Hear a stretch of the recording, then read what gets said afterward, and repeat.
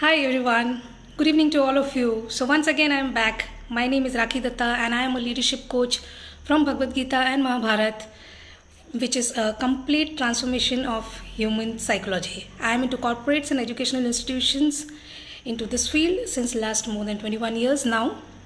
So I am back again with the universal truth and its learning, that is Bhagavad Gita and its chapters. तो गए हफ्ते हम लोगों ने first और सेकंड चैप्टर कवर कर लिया था. आज मैं कवर करने वाली हूँ आप लोगों के लिए थर्ड चैप्टर और कल कवर करूँगी फोर्थ चैप्टर. थर्ड चैप्टर को कवर करने से पहले मैं एक बात कहना चाहूँगी. वो दूसरे लैंग्वेज में है और वो है कार्पण्य दोष उपहत स्वभावः पुच्छामि त्वां धर्म सम्मूढ़ चेतः यत् श्रेय स्यान् निश्चितां ब्रूहि तन्मे शिष्यस्ते अहम साधि माम त्वाम प्रपन्नम. ये अर्जुन ने कृष्णा से कहा था सेकेंड चैप्टर में, when he was completely perplexed, जब वो बिल्कुल ही कन्फ्यूजन में था और टोटली डायलेमा में था. हमारी तरह अपने आप को अर्जुन समझ लीजिए थोड़ी देर के लिए. In the mental state of dilemma, not in the capability. You can only if you read Bhagavad Gita completely as Arjuna. Okay, so Arjun ने ये बात कृष्ण से इसलिए कहा था, कार्पण्य दोष उपहत स्वभावः का मतलब ये है कि जो मेंटल स्टेट है मेरी अभी, वो बिकॉज ऑफ कन्फ्यूजन मैं डिसीजन मेकिंग स्टेट में नहीं हूँ. तो आप मुझे पुच्छामि त्वाम, मैं आपसे पूछ रहा हूँ कि सबसे बेस्ट क्या है मेरे लिए, वो ज़रा आप लोग बताइए. ठीक है. और वो ये कहता है कि मुझे तो नहीं पता है कि सबसे बेस्ट क्या है, बट वो मेरे लिए अच्छा है वो सिर्फ आप समझ सकते हो. इसीलिए आप मुझे बताइए कि मेरे लिए अभी के सिचुएशन में क्या सबसे बेस्ट है जो मैं करूँ तो सबके लिए बेनिफिशियल है और इनफैक्ट मेरे लिए भी बेनिफिशियल है. तो शिष्यस्ते अहम, मैं शिष्य हूँ आपका. तो श्योर शॉर्ट आप मेरी ये कन्फ्यूजन को दूर कीजिए और मुझे बताइए माम त्वाम प्रपन्नम, मैं आपको सरेंडर करता हूँ. ये जो श्लोक है ना, इसके ऊपर मेरा पूरा दिन का लीडरशिप का सेशन है जो मैं कॉर्पोरेट्स के लिए कंडक्ट करती हूँ. पर अभी चूंकि मैं आप लोगों को हर एक चैप्टर के एसेंस देने का मैंने प्रॉमिस किया है, तो मैं डेफिनेटली कोई एक चीज़ पे स्टक नहीं हो सकती हूँ. ठीक है. So today I will be giving you the essence of the third chapter of Bhagavad Gita. अभी थर्ड चैप्टर में देखिए क्या है इम्पॉर्टेंट है. जो जब अर्जुन ने सरेंडर किया था सेकेंड चैप्टर में, उसके बाद में कृष्ण ने उनको बहुत सारे और भी बहुत सारा सच बताया, ज्ञान दिया. और वो ज्ञान में उन्होंने जब एंड किया तो कृष्ण ने ऐसा बोला कि जो इंटेलेक्ट है वो हमारा जो फिजिकल वर्क है ना उससे ज़्यादा इम्पॉर्टेंट है, ऐसा उन्होंने बोला. तो अर्जुन उनको ऐसा बोलते हैं थर्ड चैप्टर में शुरुआत में ही कि जब इंटेलेक्ट इतना ज़्यादा इम्पॉर्टेंट है वासुदेव, तो आप मुझे बेकार में ये एक्शन लेने के लिए क्यों कह रहे हैं, मतलब ये युद्ध करने के लिए क्यों कह रहे हैं, और वो भी इतना रिबेलियस, इतना ज़्यादा खतरनाक वॉर मुझे आप करने के लिए क्यों कह रहे हैं. जब आपको पता है कि knowledge is superior, then let me have that knowledge and become superior. Why are you asking me to do that action. After that in the third shlok of third chapter Krishna ने जो समझाया वो आपकी ज़िंदगी बदल देगी अगर आप इस चीज़ को समझ जाते हैं तो. वैसे तो कृष्ण की हर एक ज़ुबान से हर एक बात निकली हुई है आपकी ज़िंदगी बदल देगी, बट ये वन ऑफ दी स्टेटमेंट अगर मैं बोलूँ तो वो सही रहेगा. सो कृष्ण अर्जुन को ऐसा बोलता है कि सालों पहले, मतलब प्राचीन कालों में, जैसे संस्कृत में भी इस तरह का वर्ड यूज़ हुआ है कि प्राचीन कालों में भी मैंने ऐसे रूल्स बनाए थे जहाँ पे जो लोग थॉटफुल माइंडेड है, मतलब जो लोग जिन लोगों का दिमाग अच्छा है, those who have the power of thinking and taking the right decisions and having correct knowledge को इक्विप करने का उन लोगों में कैपेसिटी रहती है, जो लोग दिमाग से काम करते हैं, जो लोग सोच सकते हैं, जो लोग नॉलेज गेन कर सकते हैं, जिन लोगों को इंटेलेक्ट का पावर ज़्यादा दिया है, उन लोगों के लिए मैंने उस तरह का काम रखा है. और जो लोग एक्शन से अच्छा काम कर सकते हैं, कर्म कर सकते हैं with their physical form, with 2 hands, with 2 legs, उन लोगों को मैंने एक्शन ओरिएंटेड काम दिया है, दैट इज कर्म. सो थर्ड चैप्टर जो है वो है कर्म योग. अब कर्म योग नाम सुन के लोगों को लग जाता है कि yes this is one of the best thing in Bhagavad Gita, क्योंकि कर्म योग नाम तो सबने सुना है, बट व्हाट इज कर्म योग वो लोगों को नहीं पता। अभी मैं आपको पूरी तरह से कर्म योग नहीं बता सकती हूँ, क्योंकि मेरे पास इतना कर्म करने का अपॉर्चुनिटी नहीं है कि मैं आपको पूरा कर्म योग समझा सकूँ। पूरी भगवत गीता ही कर्म योग पे है, बहुत सारी चीज़ें, most of the Gita. So I will be telling you, 3rd chapter जो शुरुआत होता है वो है कर्म योग पे है। तो ये जो 2 एक्सप्लेनेशन जो कृष्णा ने दिया है ना, कि knowledge and action, this both the things are useful for us in day to day life from each and every person, whether we are working in any organisation और इन आवर लाइफ। देखिए, जो senior most position होते हैं, जो मैं आपको बताती हूँ एक सिंपल से एग्जांपल से, जो सीनियर मोस्ट पोजीशन होते हैं कंपनीज में, वो लोग क्या करते हैं, वो लोग जो the people those who are on the जो फुटफॉल्स होते हैं हमारे कंपनी के, जो फेस होते हैं हमारे कंपनी के, वो हमारा मैनेजिंग डायरेक्टर या जो सीनियर मोस्ट जो लोग होते हैं वो लोग नहीं होते हैं। कौन लोग होते हैं? जो लोग कंपनी का फेस बनते हैं, जो कस्टमर केयर है, मार्केटिंग है, जो बाकी के लोग हैं जो डायरेक्ट क्लाइंट मीट करते हैं, करेक्ट। तो जो पीछे बैठने वाले लोग होते हैं, स्टाफ जिसको बोलते हैं, और लाइन स्टाफ, तो जो पीछे के जो स्टाफ रहते हैं, जो लोग बहुत सीनियर में रहते हैं, उन लोगों का क्या होता है, they just decide because they have already gain that experience of कर्म, एक्शंस का जो वो है उस चीज़ को उन्होंने ऑलरेडी गेन कर लिया है। So they try to give you what knowledge they have, through their knowledge, through their experiences, they tend to give you the solutions and they tend to make the visions of the company, they tend to decide the missions of the organization. But who is going to fulfill by action? The workforce, जो line में दूसरे लोग हैं वो लोग उसको fulfil करेंगे। सो इसको आप दूसरे एग्जाम्पल में ऐसे ले सकते हैं, जैसे स्कूल में अगर बच्चे भर्ती होते हैं, तो स्कूल में जब जाते हैं तो अभी जूनियर केजी से लेकर मैक्सिमम 12th स्टैंडर्ड तक आप उनको पढ़ा सकते हैं, ठीक है ना। उसके बाद ऐसे ज़िंदगी भर तो कोई स्कूल में हम लोग जाएंगे नहीं। एक टाइम आता है जब तक हमको स्कूल में जाना होता है, जब हमारा उस टाइम तक का एजुकेशन पूरा हो जाता है, वी आर ओवर। सो उसी तरह से ये जो प्रकृति है ना, वो हमारे लिए एक स्कूल है, ठीक है। और ये जो कर्म है जो हम करते हैं थ्रू नॉलेज और थ्रू एक्शंस और थ्रू ज्ञान और blah blah blah whatever is there in Bhagavad Gita. So जो भी हम लोग करते हैं ये हमारा एजुकेशन है। तो जब हमारा क्वालिफिकेशन पूरा हो जाता है उस वक्त हमारा जो कर्म से उससे उस कर्म के बंधन से हमारी मुक्ति हो जाती है। हम लोग टाटा बाय बाय बोल देते हैं। अब कर्म से बंधन की मुक्ति का मतलब ये नहीं है कि हम सी ऑफ कर लेते हैं। सी ऑफ तो हम बहुत बार करते हैं, that is permanent see off, you know ना what I mean to say. तो परमानेंट सी ऑफ तो हजारों बार होती है हमारी, वो कर्म से मुक्ति नहीं होती है। अब कर्म से मुक्ति कैसे मिलती है वो तो आपको थोड़ा बहुत गीता पढ़ना पड़ेगा। वैसे थोड़ा बहुत पढ़ने से तो नहीं आएगा, आई एम सॉरी, पर आप बहुत सारा गीता पढ़ेंगे, बहुत बार पढ़ेंगे, जब तक आपको जिस जन्म तक आपको समझ में नहीं आएगा उस जन्म तक आप पढ़ते रहेंगे। कभी ना कभी भगवान आपको हर एक श्लोक का एक ना एक रियलाइजेशन जरूर करवा देगा। उसके बाद में आपको ना एक्सप्लेनेशन की जरूरत नहीं होगी, आंसर्स आपको अंदर से मिलेंगे। But then for that you have to start, that is what karma. So भगवान ये कहते हैं कि अगर आप ऐसा सोचते हो कि मैं कुछ नहीं करूँगा और मैं कर्म से मुक्ति पालूंगा and I will become you know a person who never makes any sin, वो कभी भी कोई सिन कंडक्ट नहीं करता, वो कभी भी कोई पाप नहीं करता, तो मैं आपको तो भगवान ये बोलते हैं कि आपके काम ना करने से आप काम नहीं कर रहे हो, आप एक्शनलेस नहीं हो जाते। If you are not doing any activity that doesn't mean that you are inactive. बहुत डीप है मीनिंग, मैं आपको शॉर्ट में समझाने की कोशिश करती हूँ। जब आप कोई कर्म नहीं करते, फॉर एग्जाम्पल आप ऐसे हाथ फोल्ड करके बैठे हैं और आपको लगता है आज मुझे कुछ नहीं करना क्योंकि मुझे बहुत गुस्सा आ रहा है, तो भगवान ये बोल रहे हैं ये जो गुस्सा आ रहा है ना, ये जो गुस्सा आ रहा है ये भी कर्म है। आप जो सोच रहे हैं वो भी कर्म है। आप जो उठ के वॉशरूम जा रहे हैं वो भी कर्म है। आप सोते हैं वो भी कर्म है। आप उठते हैं वो भी कर्म है। आप सपने देख रहे हैं, आपका इंटेंशन कुछ बोल रहा है, आप खाना खाते हैं, आप नहाते हैं, ये सारी चीज़ें ऑब्लिगेटरी कर्माज है, ऑब्लिगेटरी एक्शंस, जो मतलब आपको करना ही है लाइफ टाइम। कोई आपको बोले कि नहीं बोले, ये चीज़ें आप अपने लिए करते हैं। सो एक्शन से what Krishna means to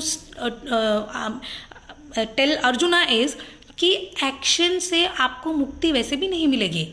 knowledge and action both are complementing each other, but you cannot do with one thing at a time. आप दोनों में से किसी भी एक चीज से मुक्ति नहीं पा सकते। Both are the way of doing your karma. तो कर्म से आपको मुक्ति नहीं मिलेगी, एक्शन से आपको मुक्ति नहीं मिलेगी। आप सो भी रहे हो तो what are you doing, you are sleeping. आप चल के कहीं जा रहे हो, कुछ नहीं कर रहे हो, आप खाली वॉक कर रहे हो, what are you doing, you are walking, so you are doing something. So action से कभी भी मुक्ति नहीं मिलती है। So if you are trying to avoid doing something, think कि मैं कुछ नहीं कर रहा हूँ या कुछ नहीं कर रही हूँ, फिलहाल मैंने इस प्रॉब्लम को कारपेट के नीचे दबा दिया है। कृष्ण भगवान ऐसा बोल रहे हैं कि कारपेट के नीचे अगर आप किसी भी प्रॉब्लम को दबाने की कोशिश करेंगे, मतलब मेरे जुबान से बोल रहे हैं, कृष्ण कारपेट के नीचे दबा देंगे ऐसा नहीं बोलेंगे, वो मेरे जुबान से बोल रहे हैं कि कारपेट के नीचे अगर आप कोई भी प्रॉब्लम को छुपाने की कोशिश करेंगे तो it will be like a stinking meat. अगर आप मीट को कारपेट के नीचे दबा के रखोगे या कहीं पर भी विंडो के बाहर फेंक देंगे और आपको लगेगा कि उसको कुछ नहीं होगा, but 1 day 2 day 3 day 4 day after few days it will decay. So similarly the problems are also like that. If you stop taking action on any problem and if you think कि मैं अभी फिलहाल इसको side में रखता हूँ, बाद में देखता हूँ, तो वो साइड में रखने से उसका सॉल्यूशन नहीं है। ये भी आपने एक एक्शन लिया, उससे बेटर है कि जो एक्शन उस प्रॉब्लम को सॉल्व करने के लिए लेना है वो एक्शन आप ले लो, वो एक्शन आप ले लो, क्योंकि आप जो ले रहे हो वो भी एक्शन ही है बिना कुछ किए। If you think that you're not taking any action, then for your information, you have taken an action for not doing anything and you have given the worst scenario as a consequence. अंजाम इससे भी बुरा आ सकता है अगर आपने इस वक्त में प्रॉब्लम को सॉल्यूशन नहीं दिया तो अंजाम जितना बुरा आज है उससे भी बुरा आ सकता है, क्योंकि जितना आप सोचते रहोगे, जितना आपको लगेगा कि मैं अवॉइड कर रहा हूँ या कर रही हूँ, जितना आपको लगेगा कि मैं छुपाने की कोशिश कर रहा हूँ या मैं इसको चुप रखूँ, यही मेरा नॉलेज बोल रहा है, तो एक्शन से आप कभी भी मुक्ति नहीं पा सकते, क्योंकि वो भी जो बोल रहा है वो एक्शन ही ले रहे हो आप। ठीक है। So any time in your life whatever problem you are facing, in this thing I can explain you the best way is whatever problem you are facing in your life, maximum लोग problems को भी छुपाने की कोशिश करते हैं, problem को solve नहीं करने की कोशिश करते हैं। जितनी भी तकलीफें लाइफ में आती है उनको वो लोग सोचते हैं कि बाद में डीलिंग करेंगे, पर बाद में जितना आप उस चीज़ को बाद में करेंगे ना, उतना आपके लिए वो प्रॉब्लम एक पे एक दूसरे पाइल पे पाइल चढ़ता जाएगा, आपका वो प्रॉब्लम बढ़ता जाएगा। So what Krishna means to say is कि जैसे फॉर एग्जांपल अगर हमको टेररिज्म कम करना है, अब महाभारत का टेररिज्म तरह की आप समझ सकते हो कि अगर आपको टेररिज्म खत्म करना है तो आपको कुछ बड़ा हासिल करना है तो आपको बड़ा कर्म करना पड़ेगा ना। अगर आपको बहुत बड़े हद तक टेररिज्म खत्म करना है तो आपको बहुत बड़े हद तक उसी तरह का वॉर करना पड़ेगा। अगर आप ऐसा सोचोगे करने दो यार, हम लोग हमारी तरफ से कुछ नहीं करेंगे, शांति रखो, तो आपको लगता है कि आप शांति रख सकते हो, आप प्रॉब्लम को न्योता दे रहे हो, welcome at my house itself. ठीक है। तो whatever you want to do, if you want to stop somebody doing forgery, तो आपको वो एक्शन लेना पड़ेगा to the limit which is needed to stop that forgery. आप समझ, I hope you are able to grasp what I mean to say. हमको हर problem के सामने, हमको हर चीज के सामने हमारी लाइफ में उतना एक्शन लेना बहुत ज़्यादा ज़रूरी है जितना सामने हमारे प्रॉब्लम आया है या जितना हमारे सामने चैलेंज आया है। ठीक है। तो जितना भी बड़ा चैलेंज है तो बड़ा स्टेप, अगर छोटा चैलेंज है तो छोटा step. So and for that I will give you one more suggestion is like Arjun said to Krishna कि I am confuse and I am under a lot of dilemma, आप मेरे प्रॉब्लम को सॉल्व कर दीजिए। ठीक है। रादर देन सिटिंग, हाथ पे हाथ धरे अगर वो बैठ जाते तो क्या, जैसा वो सोच रहे थे कि मेरे पे दाग नहीं लगेगा, दुनिया में दाग नहीं लगेगा, I will be spotless. By not doing anything you are not spotless, by not doing anything you become useless. Understood? So Arjun did not wanted to become useless, he wanted to take a step, at least that was a positive sign in him in that crisis situation as well.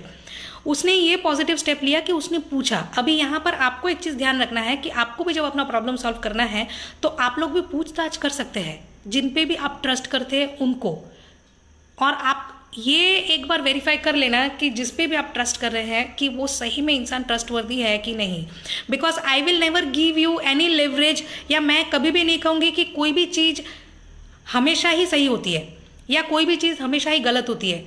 In fact मैं तो ऐसा कहूँगी कि कुछ भी सही या गलत नहीं होता है, जो जब होना होता है वो वैसे ही हो जाता है। ठीक है। आपको जो करना है वो आप कीजिए।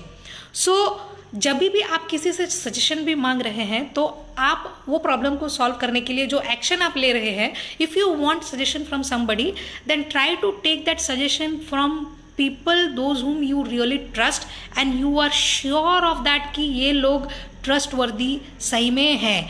Don't be under the misunderstanding कि मुझे ऐसा लगता है और आई एम श्योर में बहुत डिफरेंस है. लगता है मैं सही हूँ और आई एम श्योर कि मैं सही हूँ, ये दोनों बात में बहुत ज़्यादा डिफरेंस है. सो हम जब भी लाइफ में कोई गलती करते हैं, एक बार किसी पे हम लोग नहीं बोलते कि किसी पे हम लोगों ने एक बार ट्रस्ट कर लिया, उसके बाद में अगर एक बार हमारा किसी ने भरोसा तोड़ा तो उसके बाद हम उस पर दोबारा भरोसा नहीं कर सकते. That is obvious. बट कभी कभी क्या होता है ना कि जिसने हमारा भरोसा तोड़ा, हो सकता है उससे कोई छोटी मोटी गलती हो गई हो, इसीलिए उसने हमारे साथ में ऐसा किया, तो तुम उसको एक मौका दे सकते हो. बट गलती का कैसा है ना, बोलते ना कि इंसान है, गलती तो कर ही सकते. Human beings are bound to make mistake. If the mistake is made once, it is a mistake. If it is made twice, then it is negligence. And if it is made every now and then it is called devilish energy. Should I repeat? या मेरी video में देख लोगे आप लोग? चलो मैं आपके लिए फिर से रिपीट करती हूँ. इंसान गलती करता है बार बार. लोग ऐसा कहते हैं इंसान होकर जन्म लिए हैं तो गलती तो करेंगे ही. So we are bound to take the actions, right? That is what Krishna is also asking us to do. Whenever we are taking action, हमसे कुछ ना कुछ तो गलती होगी. रेक्टिफिकेशन करना हमारी जिम्मेदारी है. बट जितना जितना हम आगे जाते हैं, हम उन एक्टिविटीज़ को सुधारते जाते हैं. तो जब तक आप कुछ करेंगे नहीं तो उस काम में सुधार भी नहीं आएगा. You see, the moment you become stagnant and if you are not taking any action, तो उस काम में सुधार भी नहीं आने वाला है. सुधार कैसे आएगा? जब आप उस काम को स्टार्ट कर देंगे. To bring any change, what is the most important thing? To start. कुछ तुम्हारा सपना है, उसको पूरा करना है, तो उसके लिए क्या करना है? To start. कुछ कल से नहीं करना है मुझे, बिल्कुल नहीं. उसके लिए क्या करना है? Start not doing that, right?